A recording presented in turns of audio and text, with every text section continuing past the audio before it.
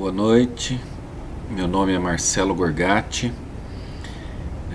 Este aqui é o trabalho do professor Cristóvão Pereira, da matéria GFIN 15 MBA da FGV de Finanças de Campinas. Eu vou falar sobre o livro Axiomas de Zurique, escrito pelo Max Gunther. Esse livro foi escrito há uns 25 anos atrás e fala sobre a experiência que ele teve em Nova York com o pai dele e outras pessoas, tentando colocar algumas regras básicas para você ser um bom especulador. Ele mesmo se chama de especulador, não de investidor, porque ele procura investimentos onde você possa realizar rapidamente o seu lucro e mover para outro investimento. Então, o livro se compõe do que ele chama de axiomas.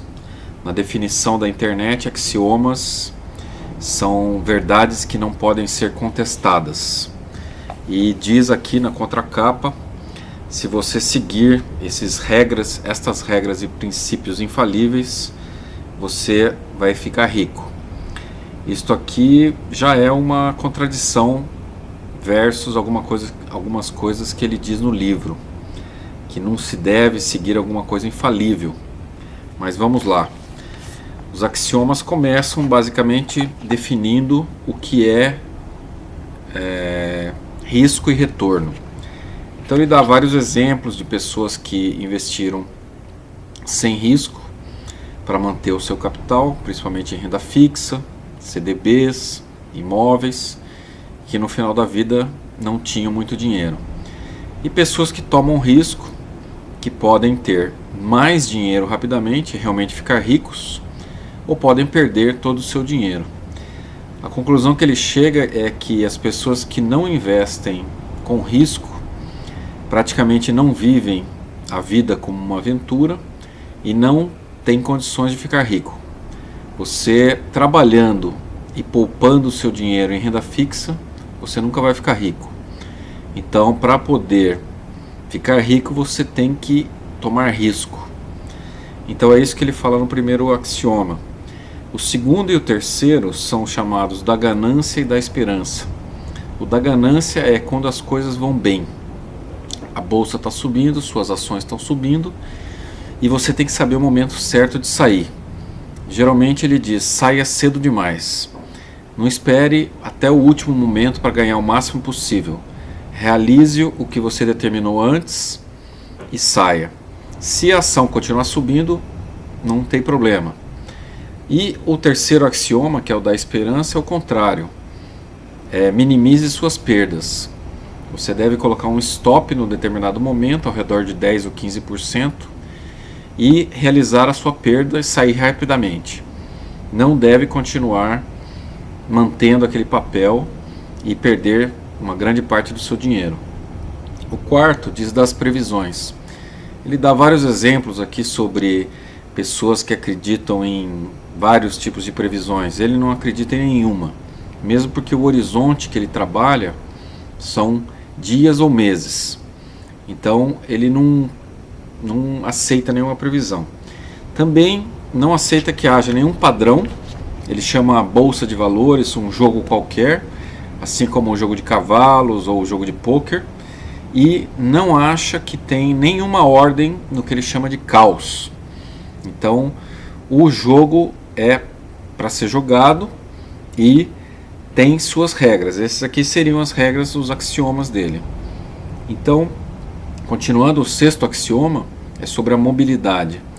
Ele também diz que você não deve ter apego a nenhuma coisa que te mantenha fixo no mesmo lugar. O exemplo que ele usa são os imóveis.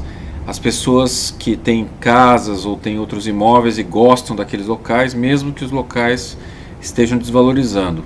Na visão dele, você tem que vender o máximo, mais rápido possível, realizar aquela grana e apostar em outra coisa. Então, vai por aí. São regras que não são para todas as pessoas, são para pessoas que têm uma disciplina muito forte, são pessoas céticas, que não acreditam em nada. Por exemplo, o sétimo grande axioma, que é o da intuição, aí ele abre uma certa brecha. Ele diz que você não pode ser exatamente totalmente cético, mas pode acreditar em algumas intuições, porque no entender dele, a intuição vem de informações que você tem no seu subconsciente, que em algum momento conectam, e isso se torna uma informação relevante. Mesmo assim, ele diz que você deve checar suas intuições. Bom, religião, ocultismo, é melhor nem mencionar. Obviamente eles não acreditam em absolutamente nada disso, apenas nos números e no risco que você toma, né? Otimismo e pessimismo são duas áreas que ele diz que o otimismo pode ser até mais complicado do que o pessimismo, quando você acredita numa coisa sem ter uma razão para aquilo e fica segurando aquela oportunidade por tempo demais. O consenso, ele diz que quando as pessoas todas estão dizendo que é bom comprar determinado papel, aquilo ali já passou do ponto. O ideal é você comprar na baixa e vender na alta, obviamente, mas é difícil fazer isso. Então você, na hora que você vai no consenso, o papel provavelmente já está no máximo de lucratividade dele e aí vai cair. Então você vai ser aquela pessoa que simplesmente vai contribuir para que os outros realizem os seus lucros. A mesma coisa em relação à teimosia. Às vezes as pessoas escolhem determinadas empresas e gostam daquelas empresas por um motivo emocional e querem continuar com aqueles papéis. Ele não acredita em absolutamente nada disso.